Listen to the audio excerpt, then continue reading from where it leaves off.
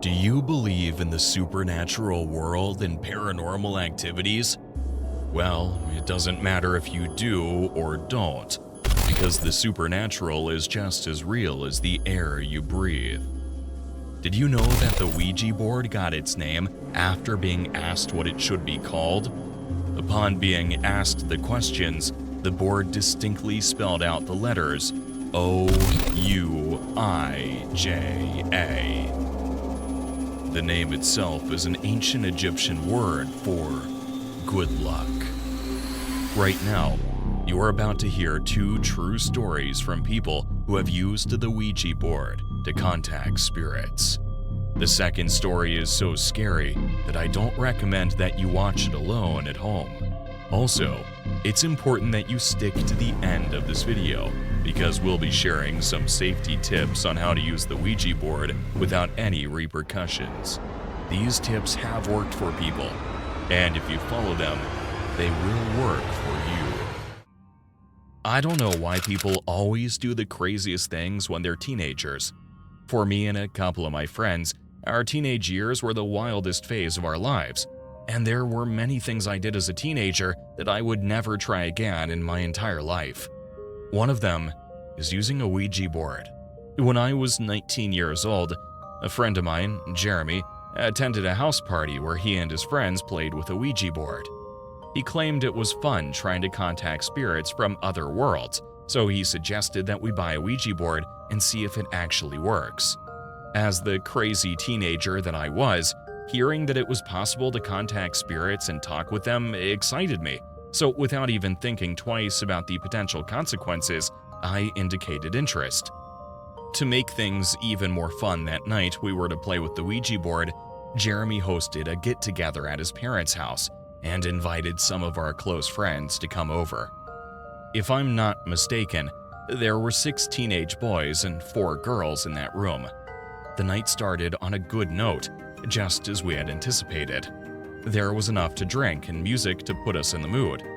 Shortly after we all settled down, Jeremy brought out the Ouija board he had purchased, and we took turns asking if there was any spirit in the house that would like to speak to us. Immediately we asked, and we got a response, which totally blew our minds. The spirit that responded to our question was the spirit of a little girl who claimed she lived in the house 200 years before Jeremy and his family and had died in a fire. After she told us how she died, Jeremy and the rest of us wanted to know what her life and family were like when she was alive, but she refused to answer us and promised to tell us everything if we agreed to play a game with her. Believe me, seeing the ghost girl's message asking to play with us, it was weird and unsettling. So we told her that we were not interested and continued to ask her spirit some questions. When we told her that, and she realized that she could not convince us, she began to send us message after message, threatening and cursing us for refusing to play with her. So by that time, chatting with the girl's spirit became boring because she wasn't answering our questions. So we all left for the kitchen to fix ourselves some snacks and ignored the rule to remove the indicator from the board when not playing. About a minute after we entered the kitchen, we heard a loud crash in the living room and we rushed to see what had happened. We found the board on the floor and the entire room had been ransacked. All the books on the shelf had been thrown off and the furniture was all upside down. I literally felt my heart drop into my stomach as I witnessed that scene. It was almost like I was watching a horror movie. Even though it was late, we decided to get rid of that board that night. We wrapped the board in one of Jeremy's old shirts and tied a large rock to it. Then, we took it to a nearby lake and tossed it inside. After that night, none of us talked about or even mentioned the Ouija board or the girl's spirit again. That was my first and last encounter with anything supernatural. After we escaped being harmed by that girl's spirit that night, I swore that I would never mess with the spirits again or try to involve myself in anything supernatural. I'm 32 now, and I'm glad I lived to tell the story. When I was 16, I had a lot of issues with my parents, school, and the decisions my parents tried to impose on me. Because of that, I was in a very dark place mentally. I'd gotten to the point where I didn't care about what happened to me or think about my actions. I remember that my then best friend Charles came over to my house one day with a Ouija board. He asked if I wanted to help him contact his grandmother, who had recently died. The thing is, Charles spent most of his life with his grandmother since his mother was never around, so I understood how important it was for him. I had never seen a Ouija board before, but Charles explained how we would use it. Also, around that time, I'd been having recurrent disturbing dreams about demons, and I thought I would also use the opportunity to confirm if demons were actually real or if my mind was stuck in a loop. Because my parents were still at home when Charles came over, we couldn't do anything until they left the house. As soon as my parents left the house for work, Charles and I set up the Ouija board in my kitchen. We first tried to contact his grandmother. Charles really wanted to know where she was, and if she was doing well on the other side, but after many attempts, we didn't get any response. When we couldn't contact Charles' grandmother, I decided to try to contact a demon to see if they actually existed. I didn't get any response for the first 3 times, but on the 4th attempt, a demon responded. Whatever that entity was, it told us it was a demon from the afterlife.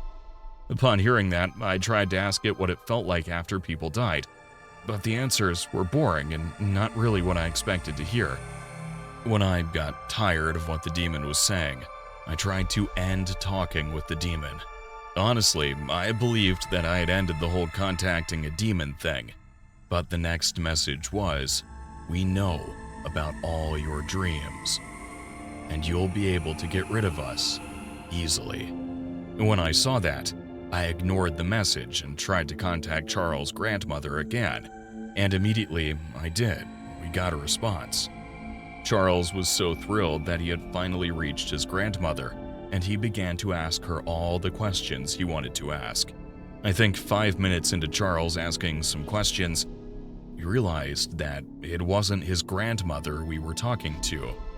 The demon was pretending to be Charles' grandmother, and it was obvious from its answers.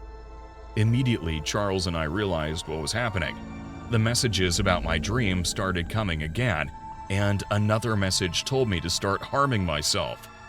When Charles and I saw that, we became pretty scared. We stopped using the board immediately.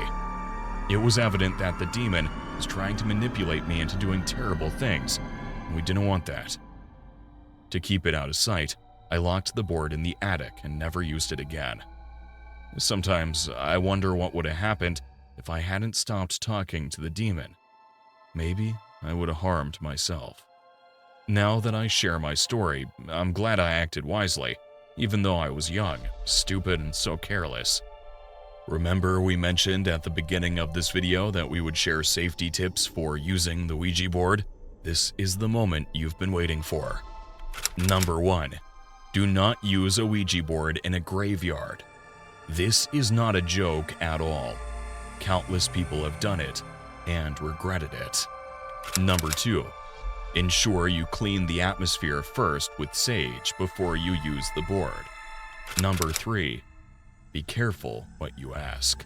You don't know the spirit you have summoned.